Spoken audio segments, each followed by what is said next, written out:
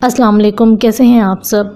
आज मैं आपको शाही ज़ाफ़रानी गरम मसाला की रेसिपी देने वाली हूँ। बहुत से लोगों ने मुख्तलिफ़ तरीक़ों से डिफरेंट स्टाइल से बनाए हैं और वो कहते हैं जी ये सीक्रेट मसाला है। कोई सीक्रेट मसाला नहीं है, सब चीज़ें अल्लाह की बनाई हुई हैं और वही चीज़ें आज मैं आपको बताऊँगी। बस जिसको थोड़ा बहुत तरीका आ जाता है बनाने का, कौन सी चीज़ की मिक़दार ऊपर नीचे करनी है, कौन सी चीज़ ज़्यादा शामिल करनी है, कौन सी कम, तो वो फिर उसे अपना सीक्रेट बना लेता है। तो परेशान होने की ज़रूरत नहीं, मैं आपको बताऊंगी कि टेस्टफुल और खुशबूदार गरम मसाला कैसे तैयार होता है। आप जितना मर्जी अच्छा खाना बना लें, जब तक उसमें गरम मसाला नहीं डालते खाना बेजायका सा लगता है। और गरम मसाला भी ऑथेंटिक बना हुआ होना चाहिए। बाजार से जो गरम मसाला हम लेते हैं उसका जायका और खुशबू नॉर्मल सा ही होता है। मैंने नेशनल का गरम मसाला एक बार यूज किया था, इसका कोई खास जायका नहीं था। घर में जो हम बनाते हैं उसकी तो बात ही कुछ और है। मैं 2-3 तरह के गरम मसाला बनाना बताऊंगी आपको, लेकिन आज वाला थोड़ा डिफरेंट और स्पेशल है। बकरा ईद के लिए जो आप डिशेस बनाते हैं ना, कढ़ाई, कोफ्ते, पुलाव वगैरह, उसमें ये शाही ज़ाफ़रानी गरम मसाला डालेंगे ना तो और भी कमाल का जायकेदार खाना तैयार होगा। क्योंकि कोई भी रेसिपी आप बनाते हैं ना तो उसमें गरम मसाले की तो ज़रूरत पड़ती ही है। उसे आपने सालन बनाने के एंड पे शामिल करना है। अब ये गरम मसाला सालन के एंड पे क्यों डाला जाता है ये भी बताती हूँ। जो भी गरम मसाले में ऐड करूँगी उन सबको पहले ड्राई रोस्ट करेंगे। ड्राई रोस्ट करने से क्या होगा कि इनके अंदर जो नमी वगैरह होती है वो खुश्क हो जाएगी और उनकी जो असल खुशबू है वो आने लग जाएगी। अच्छा, अब सवाल ये था कि गरम मसाला सालन के आखिर में डालना है या पहले। तो अगर आपने मसाला ड्राई रोस्ट किया हुआ है तो आप खाने के एंड पे डालेंगे, और अगर ड्राई रोस्ट नहीं किया तो आप पहले डालेंगे। ये सब बातें पहले बताने वाली थी, इसलिए मैंने सोचा कि साथ साथ ये मसाले निकाल के अरेंज कर लेती हूँ और साथ आपको मेन एंड इम्पॉर्टेंट टिप्स बता देती हूँ। बस इन्हें मैं एक बार निकाल के रख लूँ, फिर आपको डिटेल से बताती हूँ। गरम मसाला आपने बारीक रखना है, दानेदार रखना है या पाउडर फॉर्म में रखना है, ये आपकी अपनी मर्जी है। मुझे पाउडर फॉर्म में पसंद है, इसलिए मैं इसे 1 से 2 बार ग्राइंड करके छान लूंगी। और एक अहम बात, जो मोटे मोटे मसाले हैं उनको मैं पहले ग्राइंड करूंगी और उसके बाद बारीक वाले ग्राइंड करूंगी। मैंने दोबारा गरम मसाले को ग्राइंड किया था। पहली बार ग्राइंड करने के बाद मैंने मसाले को अच्छी तरह छान लिया था और फिर छानने के बाद जो मोटा मोटा मसाला ऊपर रह गया था उसे दोबारा ग्राइंडर में डाल के पीस लिया था, तो बहुत ही फाइन सा पाउडर बना था।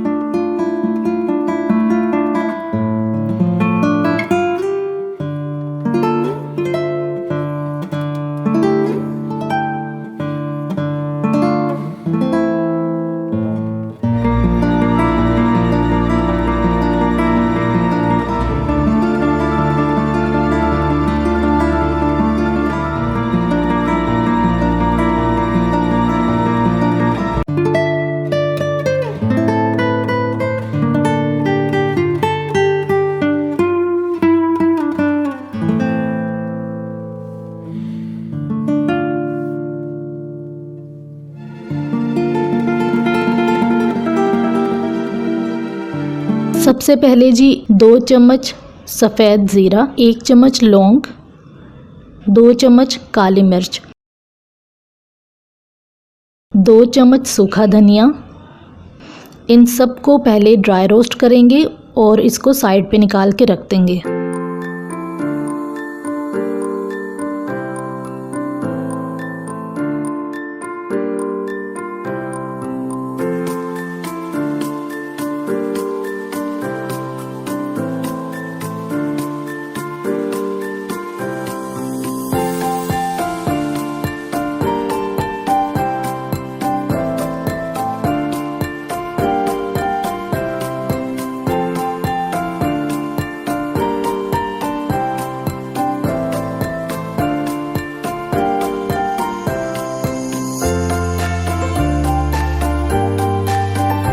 4 से 5 अदद बादियान के फूल, 7 से 8 अदद बड़ी काली इलायची, 20 से 22 अदद सब्ज़ इलायची, 12 से 15 अदद दारचीनी,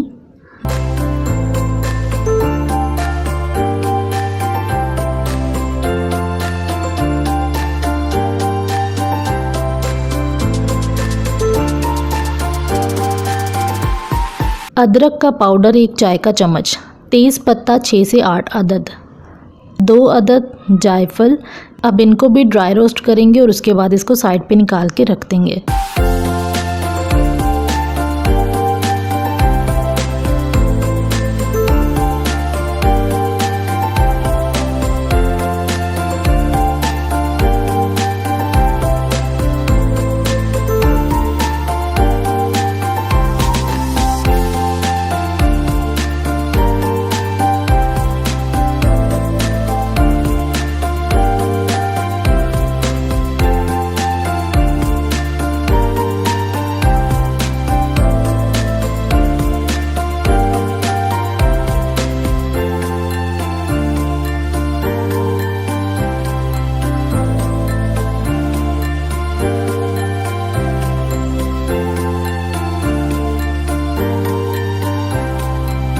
उसके बाद जी आखिर में जो थोड़े बहुत मसाले रह गए हैं वो सारे ऐड कर देंगे। 1 चम्मच जावित्री, 1 चम्मच काला ज़ीरा, इसे पुलाव ज़ीरा भी कहते हैं, ये पुलाव में ज़्यादा इस्तेमाल होता है। 1 चम्मच कसूरी मेथी, मगा 2 अदद, इसे पिपली भी कहते हैं और मगा भी कहते हैं।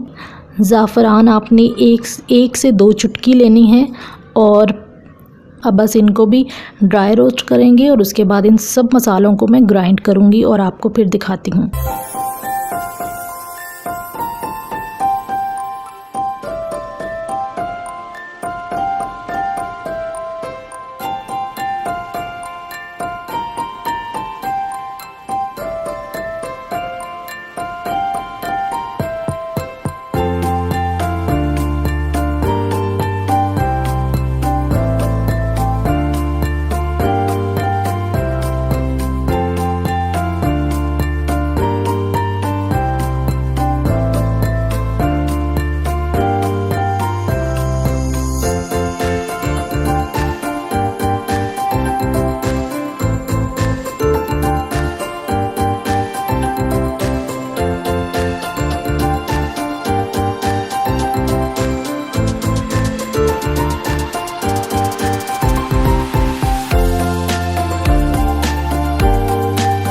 ये जी मैंने ग्राइंड कर लिए हैं, जितने भी मोटे मोटे मसाले थे उनको मैंने ग्राइंड कर लिया है। अब इनको मैं अच्छी तरह से छान लूँगी और फाइन सा पाउडर बन जाएगा।